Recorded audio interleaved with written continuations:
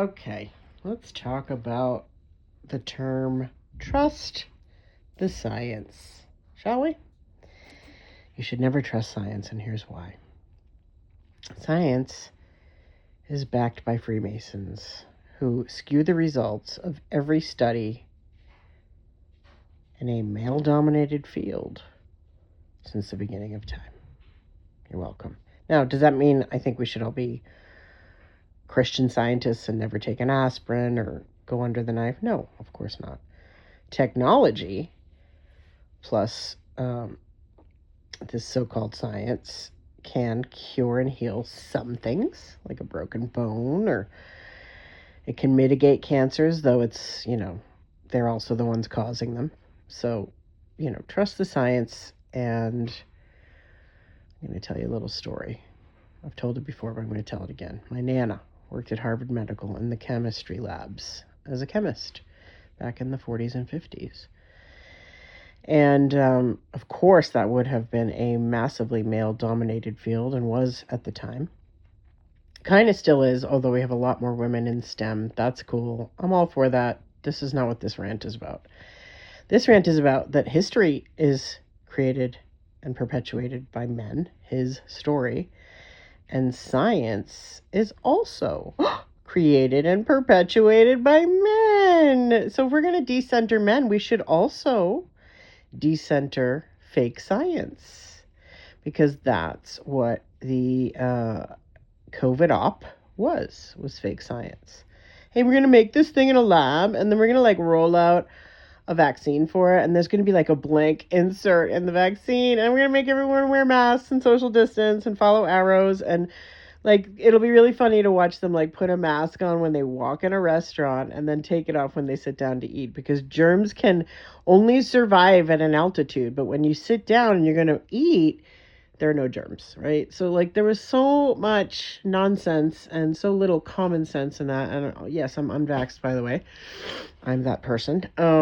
And very grateful about it, because it was a mass psychological operation to get you to, with the guilt trips of don't kill grandma and trust the science and trust the process and trust the government and trust the lies coming out of Fauci, who created AIDS and COVID, allegedly, or was at least a big part of both. And now where is that little worm?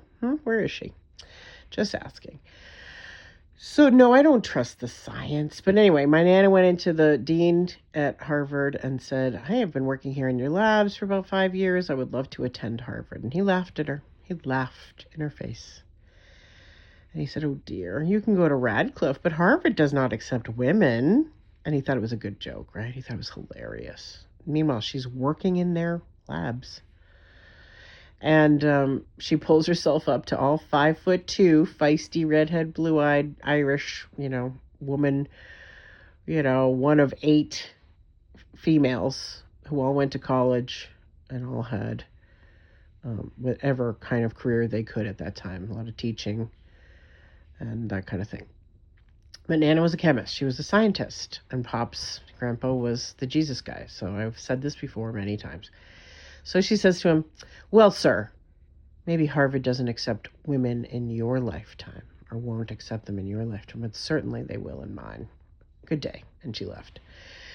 And so science is skewed, and, every study is funded by the people who want the results they want.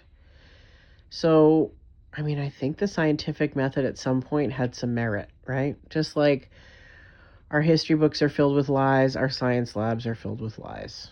Okay, if somebody tells you with a big old, robe and bishop's hat that you should, do something with your body, don't listen. If somebody in a white coat tells you to do something with your body, don't listen.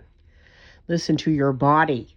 That's the best science there is. Be your own living lab. Learn what, for example, foods or amount of rest, or how you're going to nourish yourself, how you're going to hydrate, how you're going to replenish, right? They don't know shit about shit. They're practicing medicine. They're never going to get it right, right? So I think the people who are married to a diagnosis or want to say that they have precursors for that in their family, or I have this, that, and the other. You're walking around a diagnosis like a pet, right? And that goes for psych diagnoses especially. And your body's listening. Your cells are listening. Your tissues, your bones, your your absolute, whole body system is listening. So if you speak pain, which I've been doing lately because I've been a little stiff and achy, then you're going to get more pain. If you speak wellness and you kind of shake it off and move through it, then your body will become more limber and more at ease in your nervous system. But it ain't a science thing. And I don't even think it's a Bible thing or a God thing. It is. It's all of that, right? But it's also like common freaking sense. The people who say trust the science were trying to kill you. They are eugenicists. They are into depopulation. They admit this openly. They go to conferences about this. How do we get that human population down? I know. Let's do a couple of pandemics. They've always worked in the past. Let's try that again. How about some wars? Wars are good. Abortion. Abortion's great. Now, am I pro-abortion, anti-abortion? I am pro use your brain. These people drink blood, especially baby blood, and abortion clinics are one of their adrenal supply pipelines, in my opinion. Allegedly. Common sense. Not so common. So, no, I don't trust the science from people who are trying to murder me. Go figure. I don't trust that science. I've always been more into holistic things and herbs and movement, air and sunshine and laughter. And yeah, if I need to go get an x-ray, I'm going to get an x-ray. If I need to have a surgery, I'm going to have a surgery.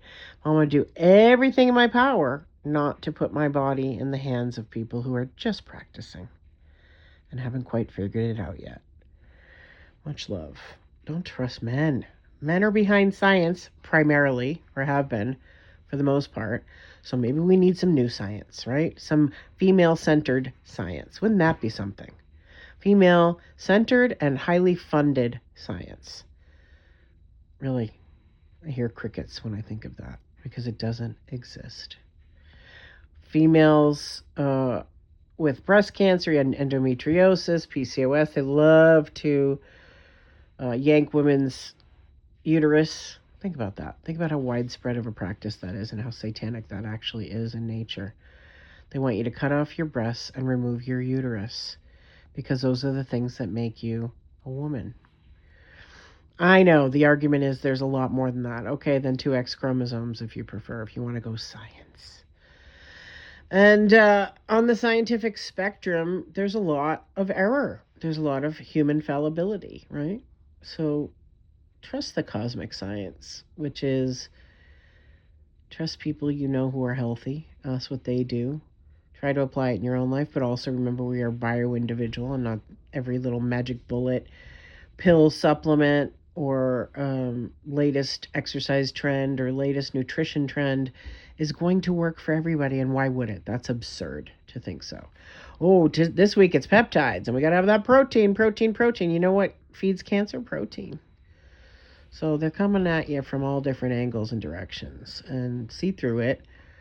And, they want peer-reviewed studies with data. Who are the peers? Who reviewed it? Who funded it? Those are the research points we should be doing. Okay, there you go. Don't trust the science. Don't trust men. Trust yourself and your own body.